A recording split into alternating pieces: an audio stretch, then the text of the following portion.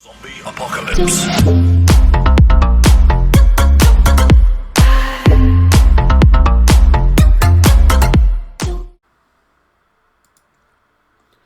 What is up, guys and gals? Space Unicorn here, bringing you some hot frag action. So today what we're going to do is we're going to begin the grind. So what I'm planning on doing for this is I'm planning on going up a minimum of 500 trophies every day till we get on the top 100 leaderboard. Now, I don't have time to grind to number 1. But with that being said, I can grind to be on that board. So that's what we are going to do. And it all begins right now. So 500 trophies a day is not hard, but it's not easy either. You have to win a lot of games in order to maintain that pace. So we're going to have a lot of things fighting against us in regards to that. Like, first of all, you see that ping in the top left? That right there will kill us. Quite literally. If we get a ping like that, done. Dunzo. Dunzo bunzo. So, we need good ping. We need non-laggy opponents, like not this guy, obviously, because this guy clearly doesn't know what planet he's on. I don't know what's going on with my connection right now. Not sure what's going on with my connection.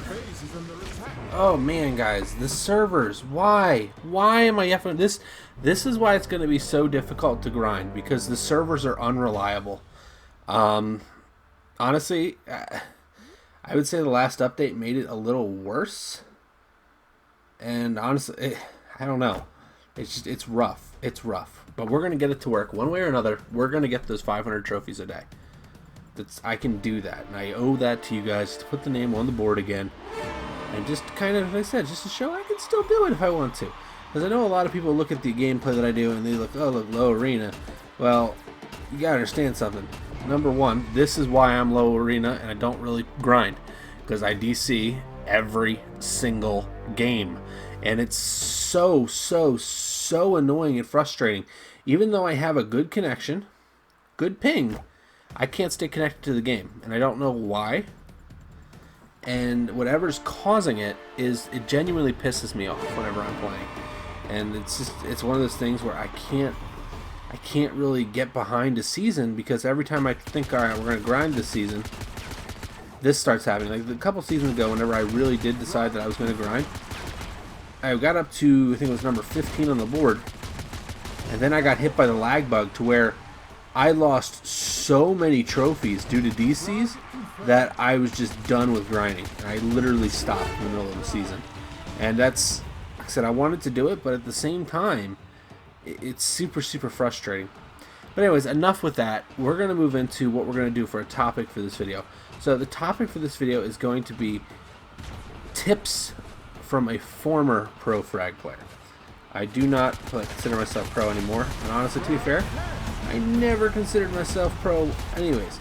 But I should rephrase that. I did for a while consider myself to be a pro player, and then I stopped grinding, stopped caring about winning, and it was just more based on fun. So with that being said, we're going to start a series called Tips from a Former Pro.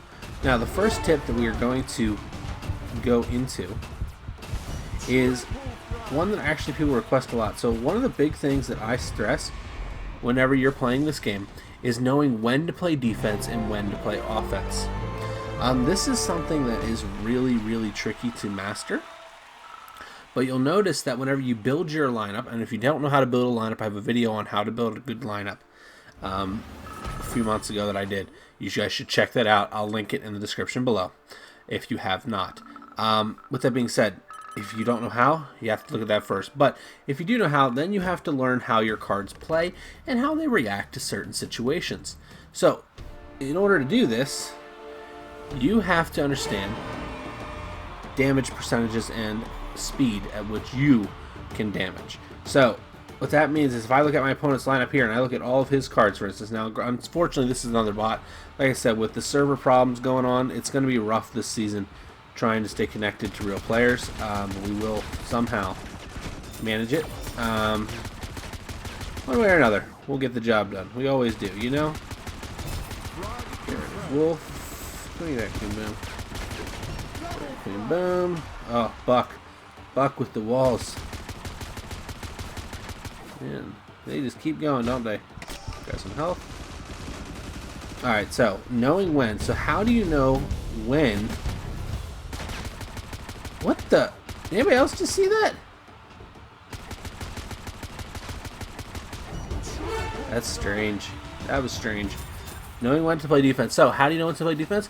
First thing you have to look at is who you have on their side of the field. So right now, just for example's sake, I have Ronan and I have Crystal over here, both attacking a tower with me floating around playing frags to make sure that my cards stay vertical. What does that mean exactly? Well, that means that if their cards do not equal the power of my attack cards, I can let their attacker on my side of the field. So let's say, for instance, Joe Doe, Mr. Doe, gets over to my side of the field, but I still have, let's go Lucha, on their side of the field. What that means is, unless their card equals or balances Lucha, equal or is greater than Lucha, I have to come back and play defense. So, the other thing that you have to consider is enemy count. If they have a high enemy count on your side of the field, you have to play defense. One of the things that's advantageous with Frag as opposed to other games is defense actually is the tougher and better position to get good at. If you get good defensively, you will win more games than being good offensively. Now, that is normally true. I will specify, I need to specify here. That is slightly in flux right now due to the fact that the offensive cards have become so ridiculously OP. Oh, not OP. It's not the right word. I don't like OP. OP is a very poor word in the current metas, in my opinion. But the offensive cards have become extremely capable. And honestly, it puts the defensive cards on the high impact. Right now, where you only have truly 2 good defensive cards. And that's the downside is you have a lot. Let me phrase it. 2 really good defensive cards. You have a few good cards, but not excellent defensive cards, not nearly as good as the offensive cards, unless you. So let me put that. What I mean by that is, if you have the boss is the best defensive card in the game, bar none.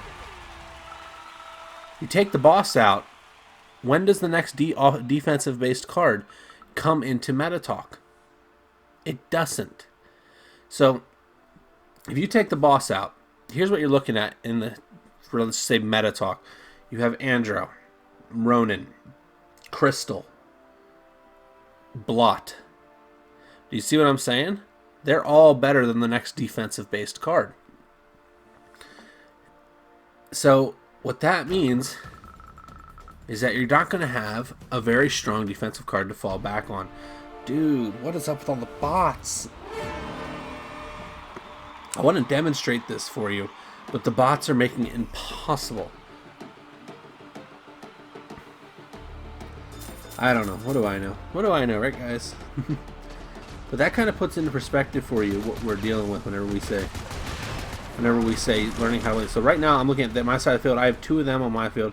I have Valkia, and it was Doe. But Doe died to Frost, and I got Valkia. So now I can go on offense. I know now that I'm going on offense that I have to control his spawns. This is another thing that I preach whenever I say, okay, what do we have to do to win games consistently? Now, with this much power on this side of the field, Ronan and Lucha, all I have to do, essentially, is keep his cards flowing. If I can keep his respawns coming in hot, it's going to be very, very hard for anybody to come back and beat you. Now, if in the course of this tower damaging, he gets a card on my side of the field, I have to think, Ronan, Lucha, okay, that's a ton of damage. That's 30 to 50 damage a second. Now the crystals here, we're looking at 50 to 70 damage a second on the tower. And if I put Desper there, we're looking at 100 damage a second. So that's something to consider. So now if he gets his cards over to my side of the field, I have absolutely nothing to worry about because my damage per second is so much higher than what he can do. As you guys just saw, we just made that tower disappear. So that is what you have to consider when learning how and when you should play defense. And switch back and forth, knowing when to pull off the offensive switch, to go back and be like, alright, I got to play defense on this one. Come on. Sorry, I want to get a real player for you guys, like really, really bad. So we're just kind of giving it a second here. We're going to click around. Come on. Come on. We got messages. Oh, lots of 2v2 requests. I will be doing some 2v2 stuff this season. Don't worry, guys. Let's do one more game for you guys, and we're going to hopefully get a real player so we can demonstrate. Never mind. Apparently, we can't get a real player because we DC every time we get a real player. Go figure, right, guys? Alright. But anyways, I'm going to go over this one more time with you guys on knowing when it's time to play defense and switch off of your offensive push. Now, like I said, a lot of players are going to run very, very, very heavy offensive card. What the heck? Why does half that clip not hit? That's so strange. But a lot of players are going to run very aggressive lineups with maybe one defensive card, with the exception of a couple of really good players who will run two. Those two will be Soldiertron and the Boss. Pretty consistently. Now you might see a bobber here and there, but majority of really good players, people that are going to win a lot of matches, are going to be running the Boss and Soldiertron. It's really that simple. I'm running Frosty as my defensive center with 4 attack cards, 3 attack cards in a wild. Reason for this is Frost counters Ronin very, very well. People just need to figure that out, and things will change in regards to the Ronin situation. I thought about trying to lasso him. But that's just something to kind of keep in the back of your head. So, right now, I have full control. I have a Crystal and a Desper on his side of the field. I know that if he gets a person on my side of the field, they have to equate my damage. On his lineup, what could equate my damage? Well, honestly, his lineup does not have a single card that is going to out-damage the cards I have on his. And that is why I'm playing aggressive. If you can keep that going and consistently doing your work. The reason I didn't shoot him there is I didn't want him to get the health back. If I can keep that going, keep those numbers on my favor, I will win this game. And it's the same way against any player. If you can keep the damage being output higher than your opponents, even if that means you just go back and get a single frag and then rotate back on offense just to make your numbers higher, you will win a lot of games very, very consistently. Is it just me, or does Mecha Knight look like he is moving so much faster? I don't know. Maybe I'm crazy. Probably I'm crazy. It's me. I'm always crazy. You guys know that, right? There we go, guys. That's all she wrote. So, this has been pro tips from a former player. Oh man, I can't talk, guys. It has been pro tips from a former pro gives pro tip. I can't figure out the title. I'll figure out the title, guys. You guys will see it in the description, obviously. With that being said, I will see you legends in the next one. Have a fantastic night, everybody. Stay safe. Bye-bye.